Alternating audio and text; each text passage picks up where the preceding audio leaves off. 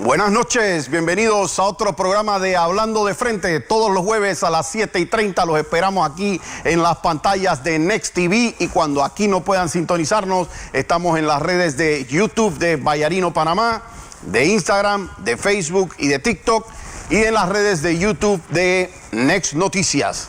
Hoy los recibo con mi jacket normal de guerra por un motivo muy especial, y es que pensé que tenía doblado el saco en mi carro y era el jacket, así que ahora que me lo fui a poner, pues así vengo a hacer el programa de Hablando de Frente. Y como me siento en confianza con todos y cada uno de ustedes, pues entonces mis disculpas, pero así vamos a hacer el programa en el día de hoy.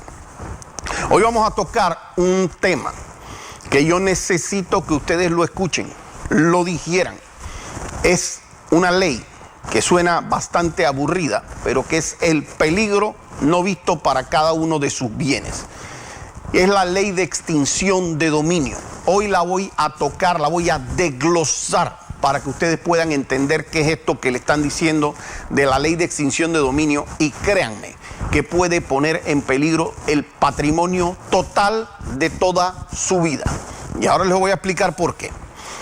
Antes de eso, quiero hacer una breve, muy breve referencia a lo que está pasando en Ucrania y Rusia. Obviamente, yo no estoy de acuerdo con lo que ha hecho el señor Putin y el país como tal ruso. Como tampoco estoy de acuerdo con lo que en su momento hizo Estados Unidos al entrar en Irak, a pesar de que el Consejo de Seguridad de la ONU también le decía: usted no puede entrar ahí, y ahí no hay armas bioquímicas, y usted no tiene pues una prueba de eso, pero a pesar de eso entraron. ¿Qué pasa cuando entran unos y otros? Y aquí yo no quiero hacer ninguna referencia mala a Estados Unidos, de hecho no la haría. Yo tengo cuatro de mis hijastros son americanos, mi hermano es americano. Esto no se trata de hacer algo antiamericano, como tampoco antirruso. Se trata de hacer un tema de que las personas empecemos a entender cómo termina el intervencionismo.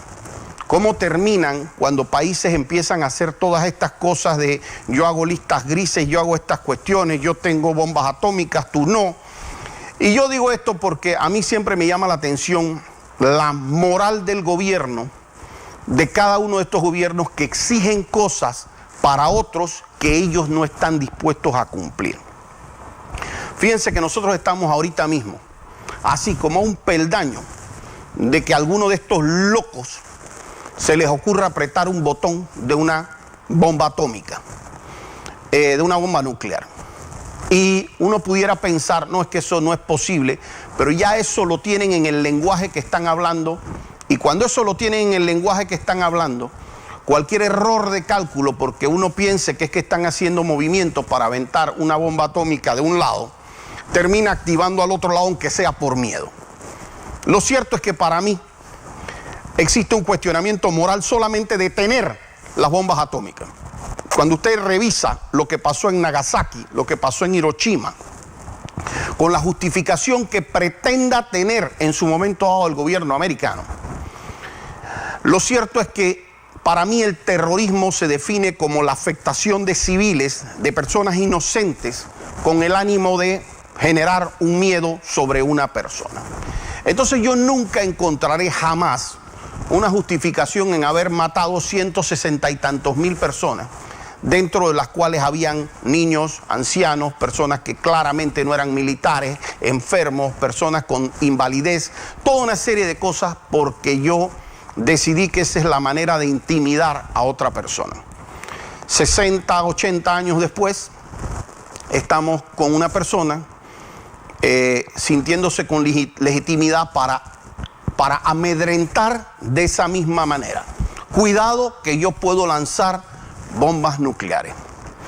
Y entonces nosotros tenemos a una persona también cuestionando el por qué él no puede entrar en países ajenos, pero por qué Estados Unidos, a pesar de que el Consejo de Seguridad les dijo no puedes entrar tú tampoco en Irak, tampoco puedes hacer intervenciones en Yugoslavia, etcétera, una serie de lugares, pero ustedes sí entran. Nosotros, para entender un mundo en derecho, el derecho es igual para todo el mundo o no es igual para nadie. en el momento que los Estados Unidos se le ocurrió decir, ¿verdad?, nosotros sí podemos entrar, a pesar de que el Consejo de Seguridad de la ONU diga que no, ya dijeron la ley a mí no me aplica, o me aplica cuando quiero y cuando no quiero sí me aplica. Igual para Panamá, entramos en Panamá, lo que sea. Con las justificaciones que en su momento dado pudiera tener incluso el apoyo de ciertas personas que pudieran entender, mira, Noriega es una persona que yo no la quiero en Panamá, puede ser nocivo, pero yo siempre me he preguntado si los americanos no tuvieron otra manera incluso de sacar a Noriega.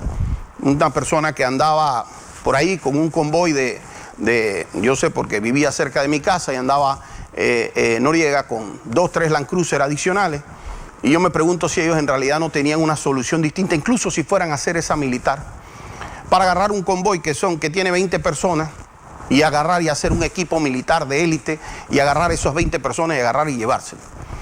Pero tenían que invadir un país y dentro de esa invasión una muerte interminable de cientos o miles de panameños en la mitad por una decisión que realmente tomaron ellos. Este tema de las guerras no solamente se limita a la intromisión de lo que se está haciendo en otros países militarmente.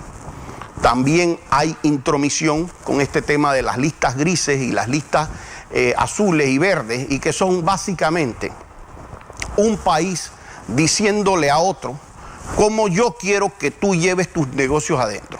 Y si yo cobro mis impuestos de una manera, quiero que tú los cobres igual. ¿Por qué? Si yo quiero cobrarlos a mi manera. Yo tengo un restaurante, a ti te gusta cobrar en la entrada, a mí no. A ti te gusta agarrar y cobrar la propina incluida, a mí no. A ti te gusta tener un orden. ¿Y qué pasa? Cuando a los países se les empieza a acorralar de unas maneras, el país deja de ser ese país.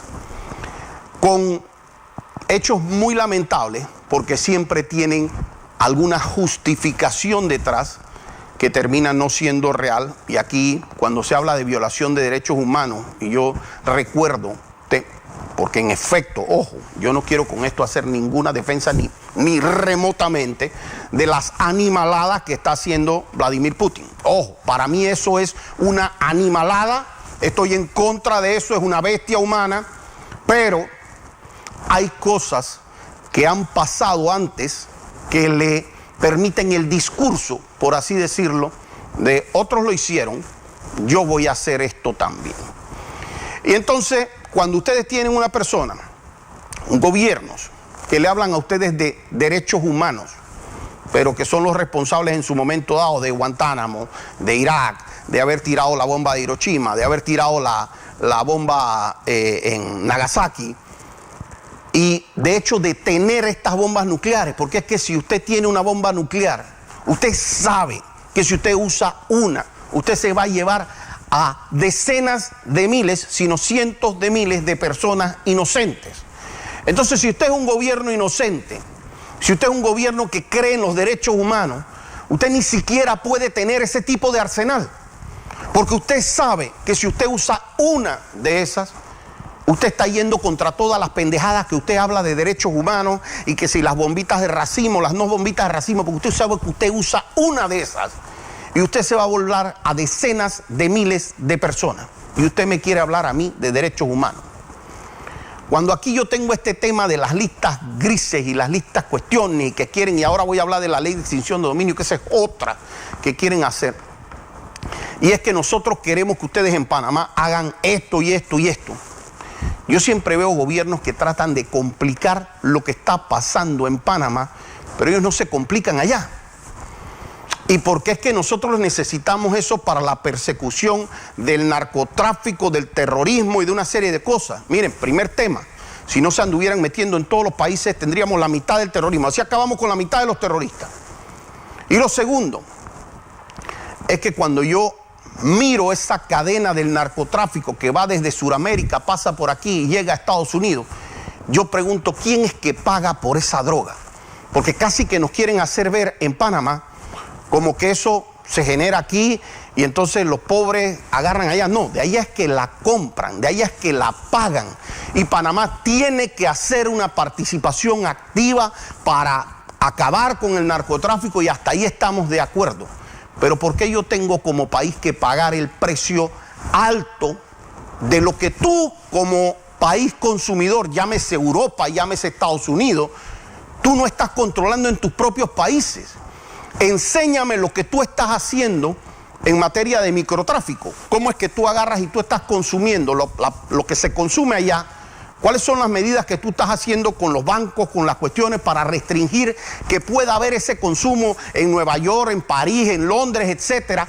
¿Qué es lo que tú estás haciendo para controlar eso? ¿Qué tú estás haciendo como Estado para controlar el consumo de eso en tus calles? ¿Qué estás haciendo para educar a tus jóvenes consumidores en las escuelas desde primer grado hasta sexto grado para disuadirlos de que no consuman eso? ¿Qué tú estás haciendo para castigar el consumo de eso? Y entonces resulta ser que toda la carga se tiene que poner sobre los países de acá, de Centroamérica, y entonces ahora sí, a pesar de que haya una persona en temas de tráfico de drogas o consumiendo lo que sea, por cada 100, vamos a afectar a otras 99 personas en sus sociedades anónimas, en sus relaciones con los bancos, a todo el mundo que le pidan ahora hasta el certificado de la abuela, todo lo que... Porque según ti eso es necesario para poder controlar lo que no controlas tú en Francia, lo que tú no controlas en Inglaterra, lo que tú no controlas en Estados Unidos. Porque de allá es que está saliendo la plata.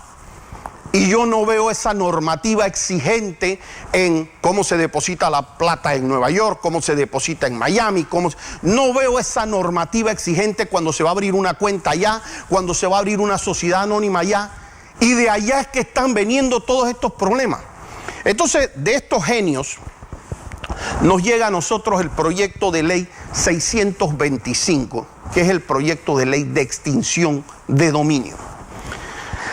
Y lo primero que le dicen a la gente, porque es la manera de vender estos proyectos, es decir, es que esto es para poderle quitar los bienes a los narcotraficantes.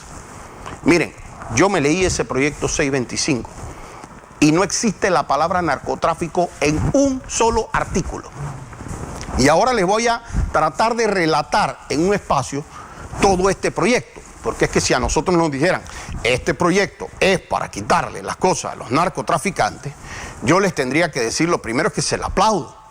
Lo segundo es que les digo, señores, no se compliquen tanto, la ley ya les permite hacer eso. Y yo no puedo tener ningún fiscal que se pare delante mío y me diga a mí que la ley actual no le permite eso. Si usted agarra actualmente un narcotraficante, lo agarra con droga, lo agarra sin droga, pero logra probar la vinculación de esa persona, la ley le permite el comiso de sus bienes ilícitos. Y eso es una realidad que le permite la ley. Entonces la siguiente pregunta es, ¿por qué usted necesita esa ley? Y la ley de extinción de dominio tiene un peligro grave.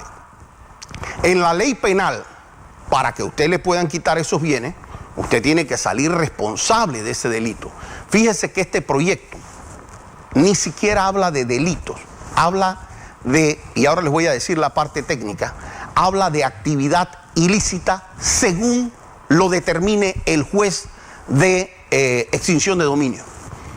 O sea, ni siquiera lo define, porque cuando usted habla de un delito, usted tiene un catálogo de delitos y dentro de ese catálogo de delitos usted tiene que encuadrar en uno. Si mató a alguien es homicidio, si agarró y lesionó a alguien, lesiones personales, le robó a alguien, robo, si le hurtó a alguien, hurto, si hizo una estafa es estafa, pero usted tiene que encuadrar en una de esas: posesión de armas es posesión de armas, posesión de drogas, posesión de armas, tráfico de drogas es tráfico de drogas.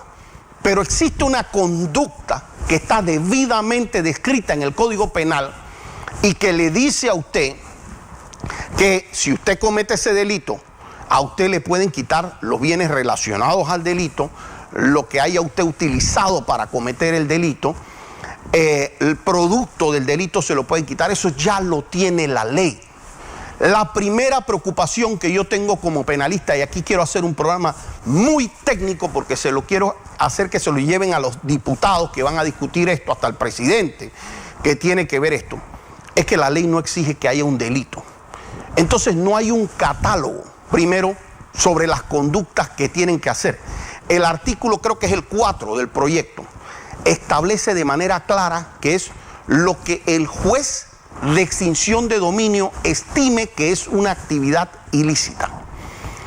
Es decir, usted puede agarrar y usted pueden procesarlo por narcotráfico, por decir algo, y usted sale inocente. Y usted lo pueden procesar por cualquier delito, blanqueo, peculado, corrupción, lo que sea, y usted sale inocente.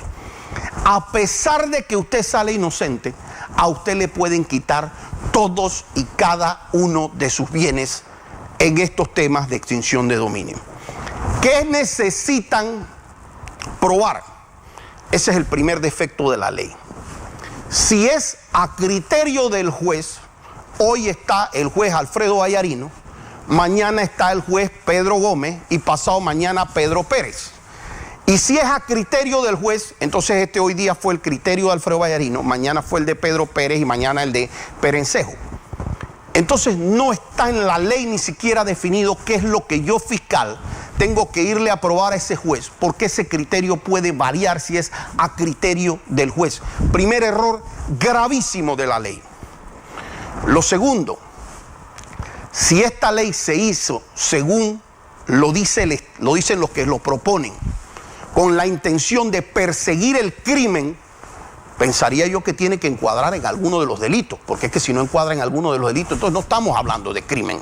Entonces usted me está hablando a mí de que usted va a perseguir si la persona hacía, qué sé yo, chance clandestino, hacía lo que sea, pero cualquiera de esas cosas usted le va a caer con un tema de extinción de dominio. Hay una parte, porque esta ley dice que es de interés público y que por ende tiene efectos retroactivos. Cuando a usted le hablan de que tiene efectos retroactivos, significa que aprueban la ley y la pueden aplicar hacia atrás. A diferencia del derecho penal, el derecho penal se dirige contra Alfredo Vallarino porque Alfredo Vallarino hizo algo malo, así que a mí me van a procesar y yo soy el culpable de eso y yo tengo que defenderme, culpable o inocente, y yo me defiendo ante un juez para ir o no ir a prisión. Eso es lo que se hace dentro de un proceso penal o para no tener una sanción. Cuando se hace esta ley de extinción de dominio, esto no se dirige contra la persona, se dirige contra los bienes, es decir, contra la casa, contra los terrenos, contra la plata que encontraron en el banco. Y 10 habla incluso de temas de si se mezcla, ellos hablan, se confunde el dinero.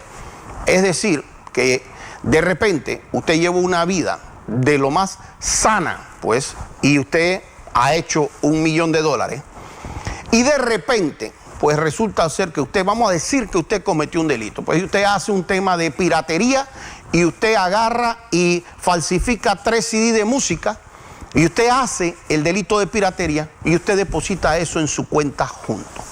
Según esta ley, en vez de quitarle lo que está relacionado a la piratería, a usted le vienen a aplicar sobre todos sus bienes, y eso es una cosa terrible porque primero no la permite la Constitución.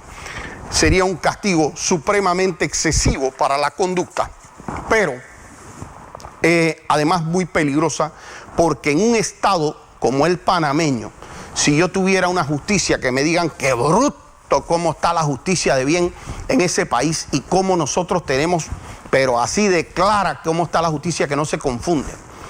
Pero en un país en donde la justicia se ha prestado en los últimos 5 o 7 años para meras persecuciones de carácter política, por lo menos muchas, debidamente documentadas, con testigos protegidos pagados, con cosas que se hicieron desde un Consejo de Seguridad, contratando al abogado del presidente de la República para armar casos. A mí no me parece que tenemos el ambiente para venirle a decir a una persona que un ser humano, uno, puede agarrar y restringirte todos tus bienes.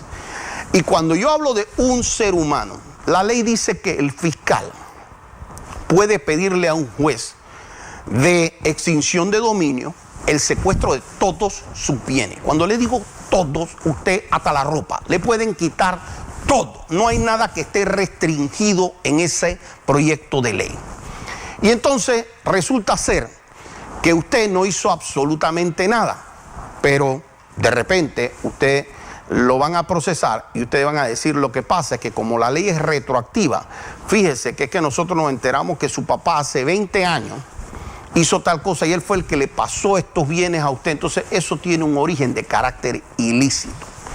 Y usted va a decir, a mí me parece bien porque si ese origen ilícito, bueno, que se lo quiten. Pero el problema es que si no está mi papá, no está mi abuelo, no está mi tío para defenderse, yo empiezo a dejar de tener ni siquiera la forma de defenderme de manera real. Porque a usted le vienen y le dicen a usted, llegan a su casa y usted le dice de dónde sacó ese televisor plasma, de dónde sacó esa cuestión y tal y cosa. Y hay cosas que usted no va a tener ni los recibos y en muchas cosas ni siquiera la memoria. Es decir, usted no se va a acordar ni siquiera con qué plata fue que yo compré este carro hace 8 años, con qué es que yo compré este televisor, de dónde es que deposité esta plata que estaba en el banco, porque acordarse de lo que usted hizo la semana pasada, hace 2 meses, hace 4 meses, eso es muy fácil. Acordarse de lo que está hace 6, 7 años, 10 años, 15 años y peor, cómo eso lo hizo su papá, su tío, su abuelo, eso es una tarea casi imposible si no se ponen límites a los temas de prescripción. Y según la ley, esto no prescribe. Es decir, que a usted le pueden perseguir sus bienes casi que de por vida. Entonces, hay otro elemento. La ley dice que le pueden pedir el secuestro de sus bienes a un juez. Pero esa ley tiene un detalle, proyecto de ley. Dice que si el fiscal estima que hay urgencia o está dentro de una circunstancia urgente, el fiscal puede hacerlo de manera directa. Y cuando yo veo eso, me dan unos déjà vu en la cabeza, porque yo me imagino cuántas veces para ese fiscal va a ser que necesita que eso sea urgente.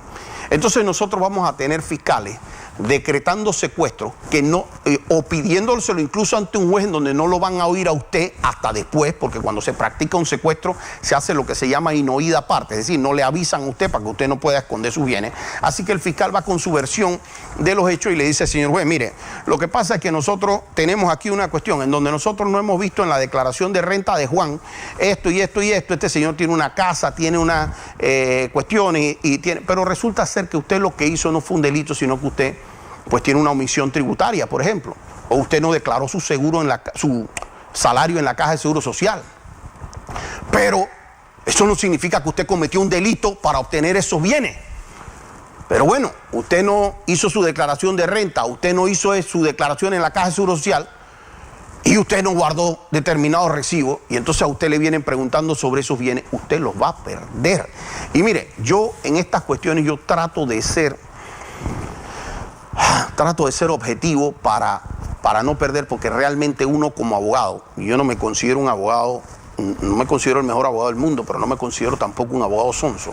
Y realmente si aprobaran esta ley, quizás los que más vamos a hacer plata somos los abogados que sepamos pelear por lo menos los bienes, porque usted entiende que si viene una persona y me dice a mí, oye, Alfredo, me agarraron y me retuvieron 10 millones de dólares, 20 millones de dólares, 30 millones de dólares, bueno, si no tiene plata, alguna de las partes me va a tener que dar, pero algo va a terminar haciendo después de ese pleito.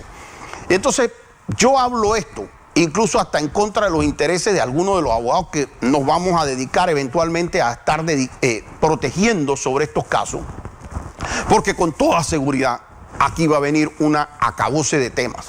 ¿Quiénes van a ser los primeros?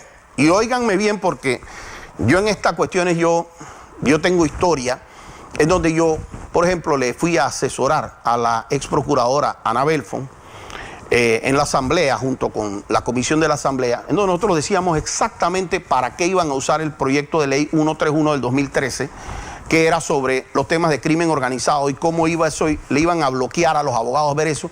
Y me tocó ver cómo eso lo hicieron en contra de la propia Ana Belfon. Es decir, cómo lo usaron en contra. Me tocó ir a pelear en la asamblea sobre algunos proyectos de ley y que no se retrasara el sistema penal acusatorio, cuando el ministro Mulino presentaba algunos retrasos de ese tema en el calendario. Y les decía yo que iban a necesitar un juez, una persona imparcial. Y ojo, lo hacían ellos con la mejor voluntad, con su visión era, estamos realmente peleando contra el crimen organizado y esto tenemos que darle fuerza. Pero luego se dieron cuenta que hubiera sido bueno tener un juez de garantía.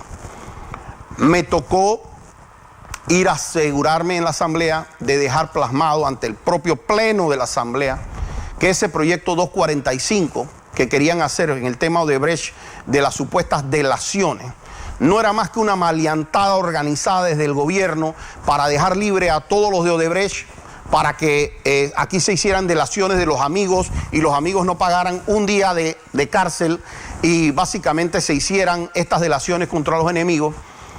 Y pues se probó que en efecto así ha resultado. Ha sido una ley para beneficiar amigos. A estos no me los toques, a estos te hago determinadas cuestiones, no importa si tú te llevaste 5 millones de dólares, yo te digo devuelve uno y a ti no te pasa nada y te quito todas las penas y con los otros me voy a una persecución hostil. Cosa que a mi criterio y a mi gusto es además aberrante como sistema, porque yo como sistema debo querer que yo voy a perseguir y si tengo 10 blanqueadores de dinero, supuestamente, pues no es que yo voy a agarrar y voy a dejar libre a 9 para tratar de agarrar a 1. Eso no hace sentido. Es posible que yo agarre y deje ir a 1 para agarrar a 9. Pero no estarle haciendo arreglos a 9 supuestamente para querer agarrar a 1. Entonces, aunque fuese verdad las tesis estas, que son mentiras las que ellos han planteado, pero aunque fuesen verdad, sería desde el punto de vista de la institución una vergüenza. Porque a ti no te mandaron a corretear a Juan o a Pedro. A ti te mandaron a corretear a los que están blanqueando dinero. Entonces, ¿cómo tú dejas ir a 9 personas que tú dices que estás correteando delitos graves de blanqueo y lo vas a dejar ir sin pagar un día de cárcel porque tú a esas personas le diste una multa? Y tú, que eres el que lo tienes que corretear al Ministerio Público, eres el que está regalando esas sentencias en donde nadie paga $1. Y tú me vas a decir a mí que tú, Ministerio Público, eres el correcto y eres el que pelea contra la impunidad y tú la estás promoviendo. Tú eres el que la estás causando. Tú eres el que le estás regalando a la persona que te confesó que hizo un delito irse con una multa y no pagas un día de cárcel. Entonces, para mí esos fiscales ya sabemos que son un poco de maleantes, que básicamente lo único que generan es su propio interés dentro de estas causas. Cuando usted enfrenta un proceso penal, el fiscal está obligado a probarle su culpabilidad. Se presume su inocencia. Si algo queda en duda, la duda favorece al reo. En materia de extinción de dominio, no. En materia de extinción de dominio, a usted le ponen a decir: pruébame de dónde sacaste ese televisor, pruébame de dónde sacaste este carro, pruébame de dónde sacaste estos dineros. Y si usted no tiene la justificación, el sistema va a terminar asumiendo o puede tener indicios de que no es que viene de un delito, sino que viene de una actividad ilegal a criterio del juez. Y usted puede terminar con los bienes quitados. En estos días veía yo al el expresidente de Honduras, que se lo llevaban con un tema de una extradición hacia Estados Unidos, porque ellos aprobaron allá la ley de extradición. Y les dicen que eso es necesario para pelear contra el crimen organizado. Y yo siempre he dicho, yo no tengo ningún problema con que se apruebe la ley de extradición, después de que sea de 2 vías. Si a mí me permiten extraditar al presidente americano por cualquier crimen de homicidio que se haya cometido aquí en la invasión o por cualquier tema que haya sido en contra de Panamá, a un expresidente de esto, o porque allá a los banqueros neoyorquinos que de alguna manera dan plata para que se dé todo el tema del tráfico de drogas, o a las personas que están corruptas, si a mí me van a extraditar a esas personas para Panamá, entonces nosotros decimos: perfecto, tenemos un tratado de extradición cruzado. Pero lo que en su momento dado se quiere es que los países de Latinoamérica aprueben cosas que allá no quieren aprobar y no se les ocurre aprobar. Entonces, aquí la ley dice que a usted le pueden quitar los bienes que deriven del ilícito, perfecto, los bienes que se hayan mezclado, bienes equivalentes a lo que estimen actividades ilegales, Y si sus bienes, porque es que esto es muy importante que usted lo vea, si usted se vio, de repente usted le alquiló el apartamento a alguien y esa persona hizo algo mal en el apartamento o en el carro, usted puede quedar sin su apartamento, usted puede quedar sin bienes. Esto es realmente peligroso.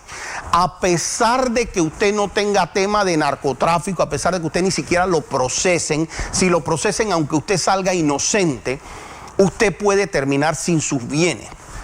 ¿Quién ustedes creen que van a ser los primeros? A mí a veces de verdad me da risa en esto, porque ¿quiénes ustedes creen que van a ser los primeros que le van a caer en esto? Porque no crean los diputados que es que por ser diputados a ellos el tratamiento es distinto.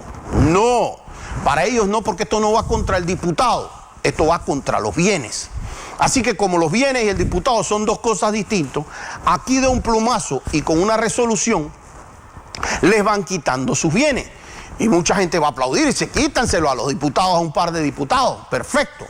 El problema es la presión política que se pueden generar con esto.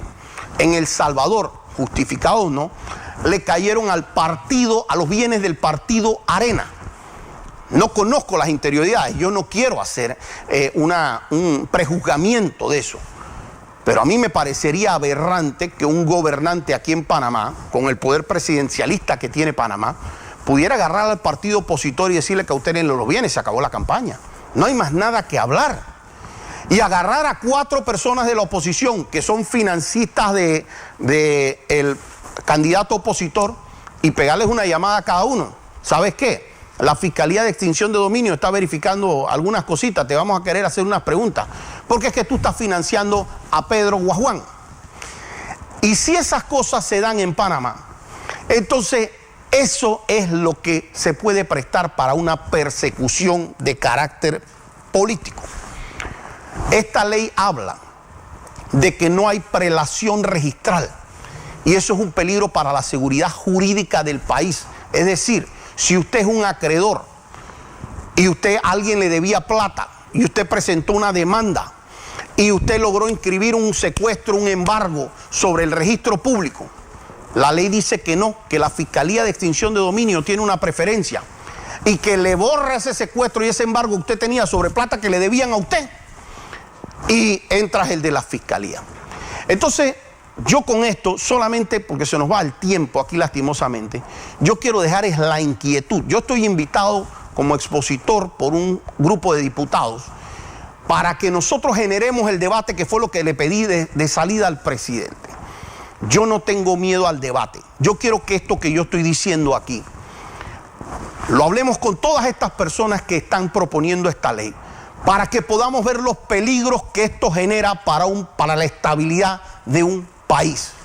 Y lo segundo, que me digan cuál es la necesidad, porque le quieren decir a la gente que es que esto es para pelear con el narcotráfico. Es que la ley ya dice que si una persona comete narcotráfico usted le puede ya quitar los bienes que son derivados del narcotráfico, y igual si comete un secuestro, un robo, lo que sea. Entonces, ¿cuál es esta presión con esta ley y a dónde queremos llevar al país con esta ley? Que lo más seguro en este país mío, que lo conozco hace mucho tiempo, y en donde esa institucionalidad jurídica no está arraigada ni en el Ministerio Público ni en el órgano judicial, yo apuesto, las dos mías, a que aquí nosotros vamos a estar viendo temas de persecución política apenas se apruebe esta ley. Y la gente que la aprueba, que sepan, que recuerden que uno presenta normas cuando está en gobierno para que rijan también para cuando uno está en oposición. Porque el día de mañana voy a ver esos lamentos que ya nosotros en su momento dado como Asociación Panameña de Abogados Penalistas hicimos todas estas presentaciones en la Asamblea desde hace 10 años para acá, diciéndole los peligros. Cada uno de los peligros que nosotros planteamos se cumplieron. Y déjenme decirles, Dios los agarre persignados como aprueben esto, porque créanme que ustedes van a ser las primeras víctimas de proyectos como este, porque lo primero que viene aquí es un canibalismo político, viene una presión política, y ojalá generen un debate abierto, con redes, con los medios, para que se pueda ver la posición de los otros cuando nosotros planteamos estas posiciones. No tienen el contraargumento. Ahí los voy a ver en el debate y así los dejo pues hasta el día de hoy, hasta el próximo jueves aquí, Hablando de Frente.